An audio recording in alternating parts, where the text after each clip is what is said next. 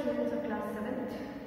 So previously, into the previous video, we have completed the chapter of civics, that is understanding media. We have completed that chapter. Now we are going to start a new chapter, that is chapter number 9, the growth of regional culture. What is the growth of the regional culture? We are going to get to know about that.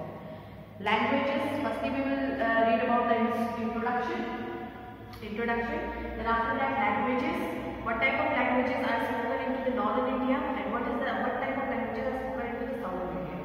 Next, literature. What is the literature pattern at that time into the southern India and into the northern India?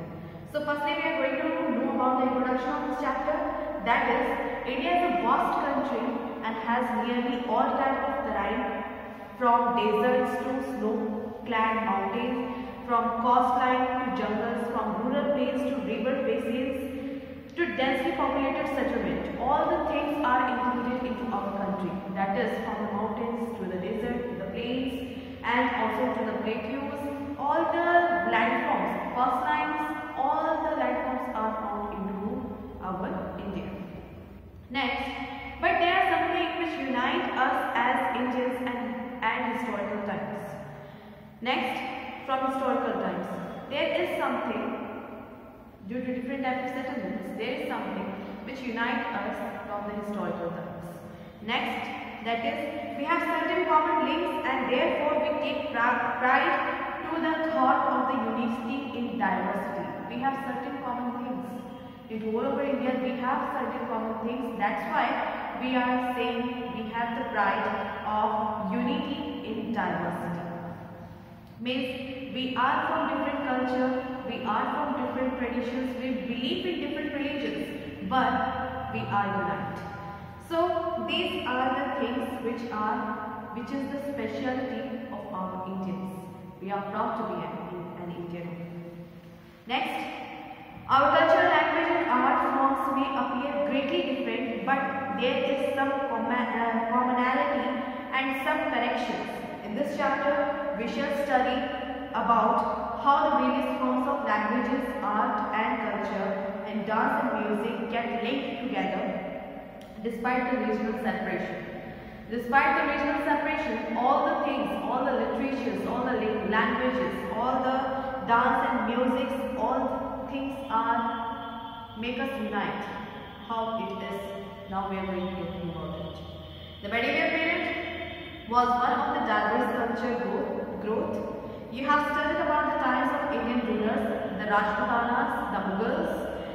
Now, the Mughal rulers during the Sultanate, and then the Mughal era, when kings came from the Arabic and Persian side, Persian races to rule over India. They brought along their culture, ethos and languages, music and dance forms, art and architecture to India. All these influences that what was locally prevalent. Let us see what type of languages was spoken at that time, the various forms of art and architecture, and diversified as per regional environment, how different is regional modified. These to suit the need of the hours. So we are going to get to know that what type of diversities were made at that time. When Mughals came to India, they had brought their art and culture, their music with themselves and their thoughts and languages, all the things they had brought with themselves to India. Then after that, the mix-up of languages, mix-up of art and culture, Indian and Persian art, we can see into many of the forts which was made by the Mughals. Okay. So languages. Firstly, we are going to get to know what is languages.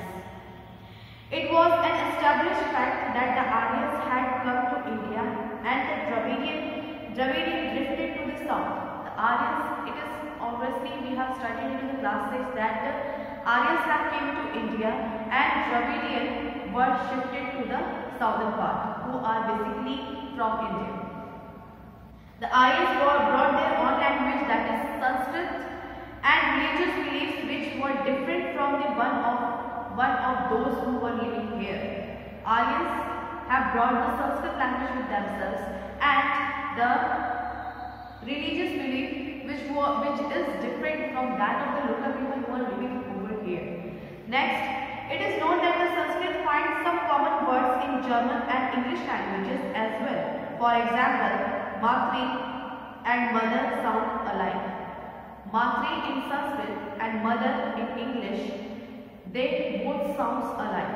Next, the Sanskrit language was most dominant language is used in India in the beginning of the medieval period. In the beginning of the medieval period, most of the people used to speak Sanskrit with each other.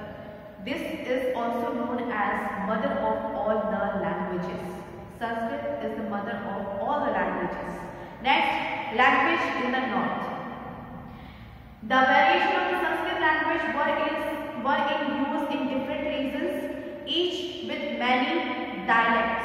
The common were Khari-Boli, Hindi, Braj and Avdi in the central region. This was the language which was used at that time along with the Sanskrit language. That is Khari-Boli, Hindi, Braj and Avdi. These were the common regional language of the people. Punjabi, Odia, Bengali, Assamese and Sindhi were also in the use in different regions of the northern areas. The coming up of the Turk and Afghans brought the Persian and Arabic language among the people into the northern part of India. Persian became the court language. Over the period of time, the mix of Persian and Hindi has been created, which is known as Urdu and was quite popular in Indian state in the northwest. Of the northwestern part of the India, means in Punjab, in Rajasthan, in Gujarat, most of the languages was mixed up. That is Hindi and Persian language was mixed up, and new formation of the language was over there. That is Urdu. People used to speak into that language. Next, language in the south. In the south, Tamil, Telugu, Malayalam and Kannada flourished. These languages are still being spoken by the local people of that area. Kannada in Karnataka, Malayalam in Kerala, Telugu in Andhra Pradesh and Tamil in Tamil Nadu. Malayalam was patronized by the Cheras ruler. At that time, Malayalam was the language of the Cheras Empire. Next, it is believed that the use of Malayalam for maintaining official records is one of the first examples of the use of regional language for this purpose. Okay, this was the thing which was used by the Cheras at that time. Malayalam language was become the official language of their empire. Next, literature. What is literature? Literary work was carried out by different languages. The rulers who had a fine taste and interest in knowing and understanding the culture got the local literature translated into their own languages. Okay? Literary works were carried out in different languages. Means if there is a book written into the Sanskrit language, then it gets translated into many languages and provided to the people in their own language what they are using to speak with each other. Next, literature in the north. Akbar encouraged Hindi poetry and some of his ministers wrote beautiful verses of Hindi. Next, Raja Bhagwan Das and Raja Man Singh were the poet of distinction in this regard. Tulsidas was the greatest Hindu poet of medieval time who wrote Ramcharitmanas in Awadhi language.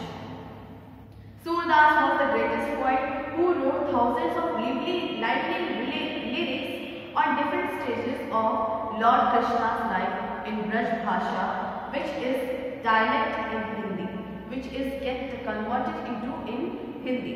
Okay. Another famous poet of those times was Mirabai. Her composition was originally written into the Marwari, which was alerted to the Braj Bhasha as well.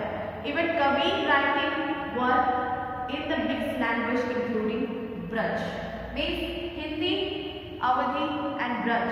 These three languages were used at that time, and Meena's by composition was written into the Marwari language and it got converted into Braj language. Next, literature in the south.